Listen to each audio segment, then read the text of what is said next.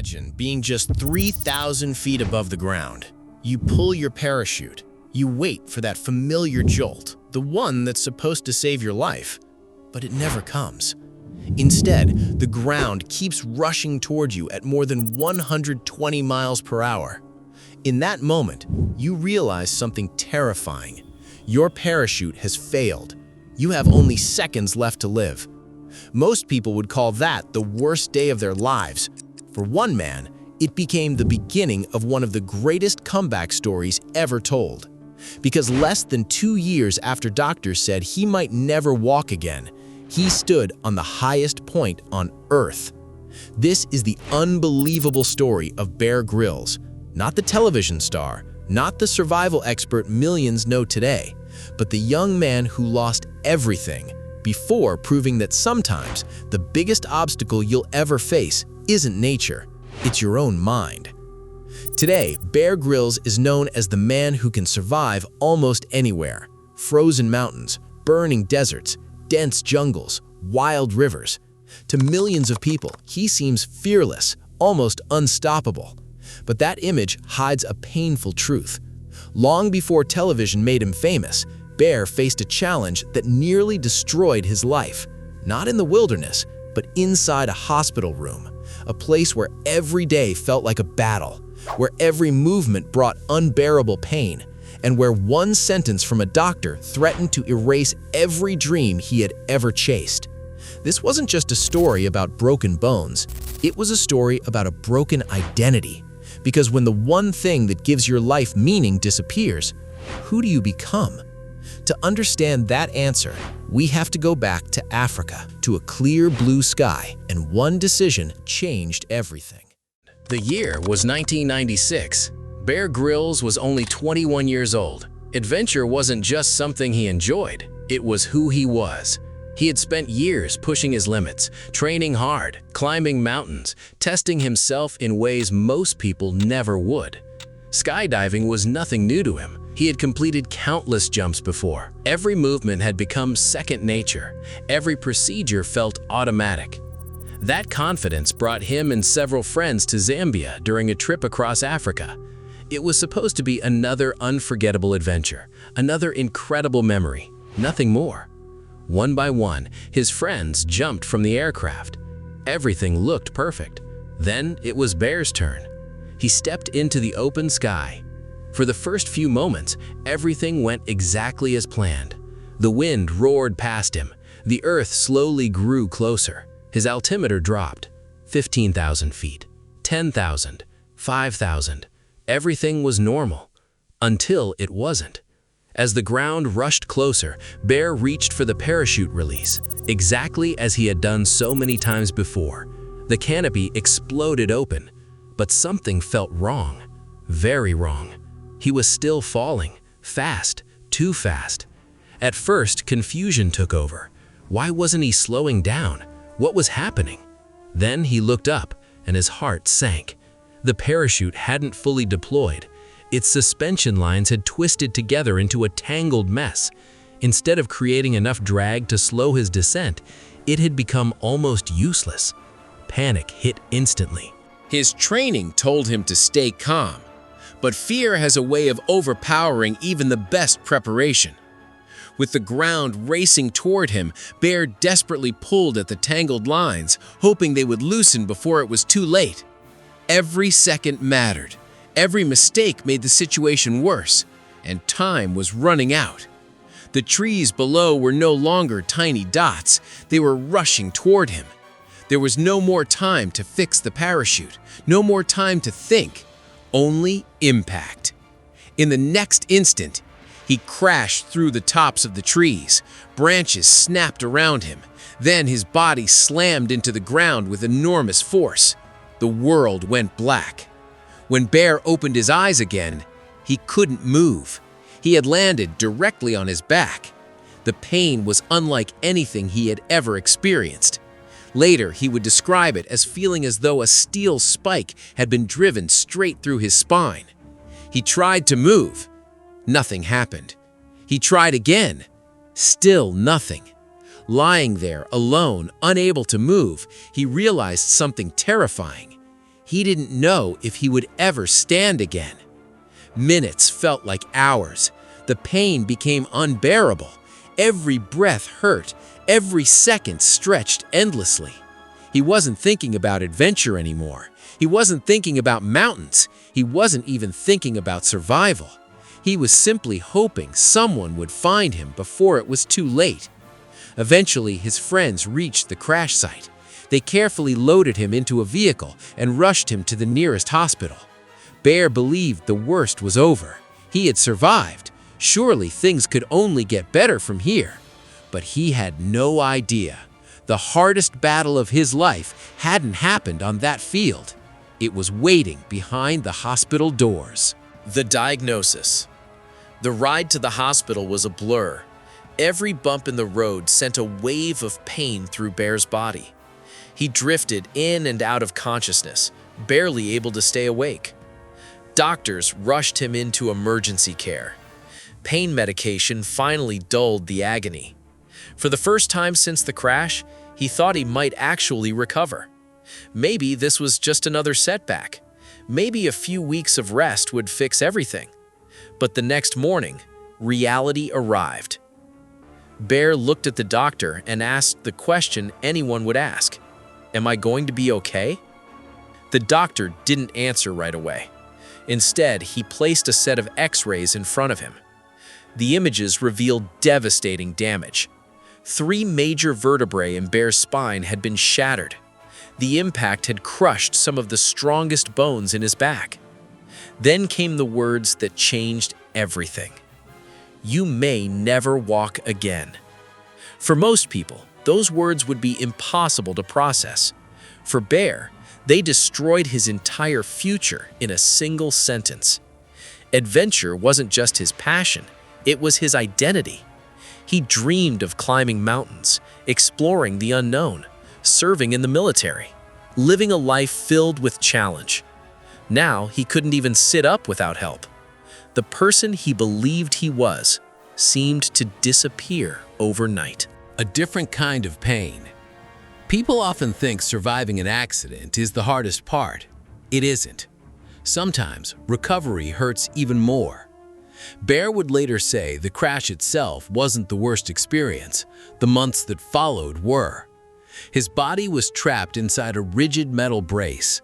Every movement felt like torture. Simple tasks became impossible. Standing, sleeping, even breathing comfortably. Everything hurt. The hospital room became his entire world. Day after day, week after week, he stared at the same walls, the same ceiling, the endless uncertainty. The doctors couldn't promise he would recover. Nobody could. The future had become one giant question mark. And that's often when the human mind becomes its own worst enemy. The war inside his mind. As the weeks passed, the physical pain slowly merged with something even heavier: regret. Bear replayed the accident over and over in his head. If only I had stayed calm. If only I had reacted differently. If only I had noticed the problem sooner. The same moments repeated endlessly. Every replay ended exactly the same way, with him crashing into the ground. It's a trap many people fall into after trauma. We convince ourselves that changing the past would somehow change the present, but it never does. It only makes today's pain even worse. Bear blamed himself for everything. He called himself careless, stupid, weak. The accident became more than a memory. It became a prison. Sleep disappeared. Anxiety took its place. Some nights he woke up soaked in sweat. Other nights he couldn't sleep at all. His body was healing far more slowly than expected. 2 months passed. Instead of improving, he seemed to be getting worse. The pain increased. His muscles stiffened. Even small movements became exhausting. Little by little, hope started slipping away. The cheerful young adventurer everyone knew was fading. In his place was someone overwhelmed by fear, frustration, and despair. Eventually, that emotional weight pulled him into a deep depression. The outside world saw Bear Grylls as mentally tough, someone who could survive anything, but they never saw this version of him. A frightened 21-year-old lying in a hospital bed, wondering if his best days were already over. The moment everything changed. Then, one ordinary day, something unexpected happened. Across the room hung a photograph. It wasn't expensive. It wasn't famous. Most people probably wouldn't have looked at it twice. But Bear couldn't stop staring. It was a picture of Mount Everest, the tallest mountain on Earth. Ever since he was a child, climbing Everest had been a dream he shared with his father. Now, that dream felt impossible. He couldn't even stand. Yet somehow, he couldn't take his eyes off that mountain. Ignoring the pain, Bear forced himself out of bed. Still wearing a heavy metal brace around his back, he slowly made his way across the room. Every step felt impossible, but eventually, he reached the wall. He took the picture down, held it in both hands, and stared at it for a long time. Then, he quietly made himself a promise. No matter what happens, I will walk again, and one day, I will stand on the summit of Mount Everest. To anyone else, it sounded ridiculous. A man who couldn't walk was talking about climbing the highest mountain on Earth. But something changed the moment he said those words. For the first time since the accident, his future wasn't defined by fear. It was defined by a goal. That single promise gave his suffering a purpose, and sometimes purpose is the first step toward healing. Bear fell asleep that night holding on to one impossible dream. He had no idea that decision was about to change everything. A new way of thinking. The next morning, Bear woke up feeling different. His injuries hadn't disappeared. His spine was still broken, the pain was still there, but his mindset had changed. And sometimes, that's where real recovery begins. Around that time, he remembered something his grandmother used to tell him. Life has a strange way of working things out. We don't always understand why difficult things happen, but that doesn't mean they're happening against us. Lying in that hospital bed, those words finally made sense. Bear stopped asking, "Why did this happen to me?" Instead, he asked something far more powerful. Why am I still alive? He could have died that day. He could have lost his eyesight, his arms, his legs, his life. Instead, he was still breathing. Maybe that meant his story wasn't over. Maybe life still had something waiting for him. That single shift changed everything. Instead of obsessing over what he had lost, he became grateful for what remained. And gratitude did something fear never could. It gave him peace. The endless overthinking slowly faded. The anxiety became quieter. The anger lost its grip. Before his body could heal, his mind finally began to. And as the weeks passed, his recovery started speeding up. The pain slowly became manageable. His strength returned. Little by little, the impossible started looking possible. Months later, one of his closest friends said something Bear would never forget. Sometimes life gives us a second birth. The accident hadn't just broken him, it had forced him to become someone new. Bear chose to believe that, not as false hope, but as a reason to keep moving forward, chasing an impossible dream. Nearly a year after the accident, Bear had made what many doctors considered remarkable progress. He could walk again, but recovery came with another painful reality. His military career was over. Doctors made it clear, returning to elite military service was no longer an option. It was a crushing moment. The career he had worked toward for years was gone forever. So Bear resigned. Now he faced a different problem. No job, no steady income, and one dream that seemed more impossible than ever: Mount Everest. Climbing the world's tallest mountain wasn't just dangerous, it was expensive. The expedition would cost tens of thousands of dollars, money Bear simply didn't have. Most people would have accepted reality. They would have picked a safer dream, a more practical goal. Bear refused. To him, Everest had become more than a mountain. It was proof that the doctors were wrong, proof that his accident wouldn't define the rest of his life, proof that he could rebuild everything he had lost. But dreams don't pay for expeditions, so Bear started writing letters, hundreds of them. He contacted company after company, sponsor after sponsor. He explained his story, his mission, his dream. One rejection followed another. Most never replied. Others politely said no. Still, he kept writing. One company in particular caught his attention, the Virgin Group. Its founder, Richard Branson, was famous for supporting bold adventures. Bear believed if anyone would understand his vision, it would be him. He sent one letter, then another, again and again. More than 20 letters in total. Silence. No response. Most people would have stopped there. Bear didn't. He tracked down Branson's office and showed up in person. Security turned him away almost immediately. Another rejection. Another closed door. But quitting had stopped being an option long ago. Then, almost by chance, he noticed another company while walking through London. Without an appointment, without an invitation, he walked inside. He convinced the receptionist to let him speak with the executives for just a few minutes. Those few minutes changed everything. Instead of seeing a young man with no money, they saw determination, purpose, courage, and they agreed to sponsor his expedition. After hundreds of rejections, one conversation changed his future. It's a reminder that success rarely comes from avoiding rejection. It comes from surviving it. The mountain fights back.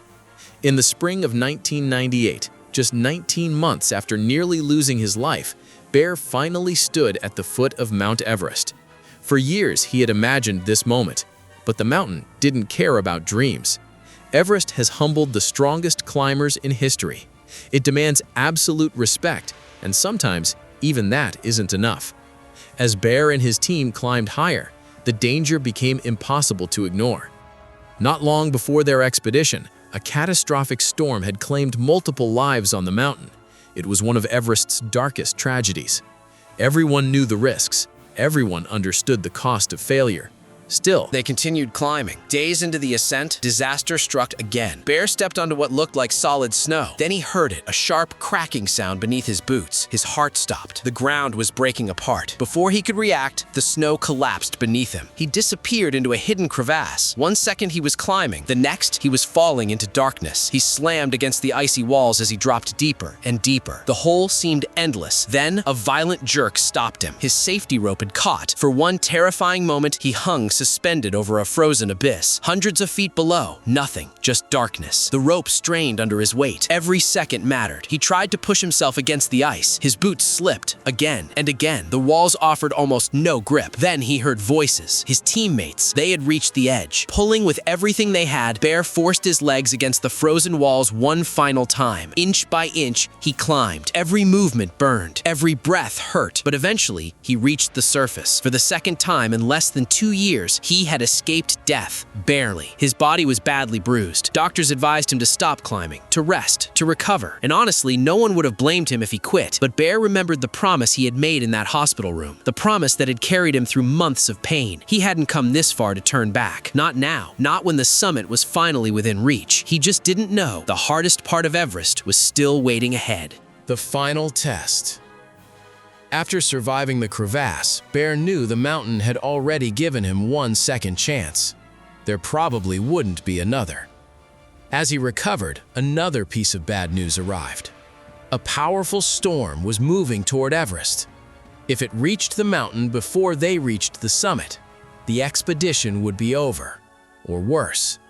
It could become another tragedy.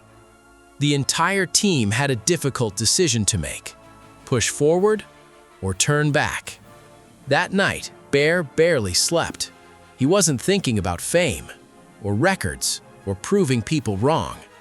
He simply prayed for one more opportunity, one chance to finish what he had started nearly 2 years earlier. By morning, the weather forecast brought an unexpected surprise. At the very last moment, the storm shifted direction. The team had a small window, just enough time to make one final attempt. It wasn't much, but sometimes A small opportunity is all it takes to change a life. Bear didn't hesitate. This is our chance, he told himself, and I'm not wasting it. Into the death zone. The climb became more brutal with every step. The air grew thinner. The wind became colder. Even the simplest movement demanded every ounce of strength. Soon they crossed 26,000 feet, a place climbers call the death zone. The name isn't dramatic, it's accurate. At this altitude, the human body slowly begins to shut down. There isn't enough oxygen to function normally. Every breath feels incomplete. Every decision becomes harder. The longer you stay, the greater the chance you never come back. Around Bear, the mountain carried silent reminders of its power. Frozen climbing gear, abandoned camps, and the bodies of climbers who had chased the same dream but never made it home. It's impossible to stand there without asking yourself one question: will I be next? For a moment, fear returned. The same fear that had haunted him in the hospital. The same fear that whispered, "Turn back. You're not strong enough. You've already pushed your luck." But this time, he didn't listen. Because over the previous 18 months, Bear had learned something that would shape the rest of his life. Courage isn't the absence of fear. It's choosing to keep moving while fear walks beside you. So instead of looking at the summit, he focused on the next step, then the next, and the next. One breath, one step, one decision at a time. Sometimes that's all progress really is. Standing on top of the world. Hour after hour, Bear kept climbing. His legs felt heavy, his body was exhausted, his lungs burned with every breath, but he refused to stop. Finally, on May 16, 1998, after a grueling 17-hour push, Bear Grylls reached the summit of Mount Everest, the highest point on Earth. Just 18 months earlier, doctors believed he might never walk again. Now he was standing nearly 29,000 feet above sea level, looking out across the roof of the world. The impossible had become reality. At just 23 years old, Bear became one of the youngest British climbers ever to reach Everest's summit. But the achievement wasn't measured by age, or records, or headlines.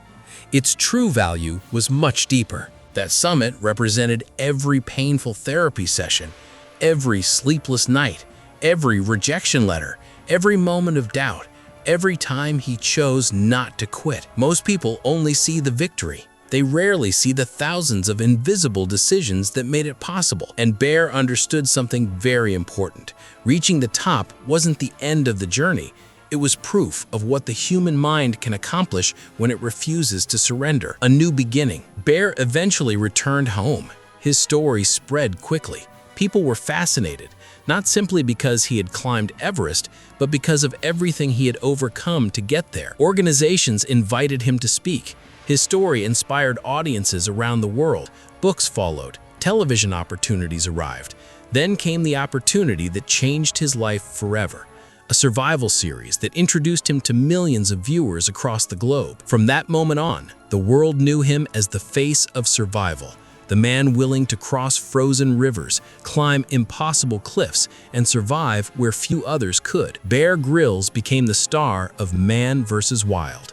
But what most viewers never realized was that his greatest survival story had happened long before the cameras started rolling.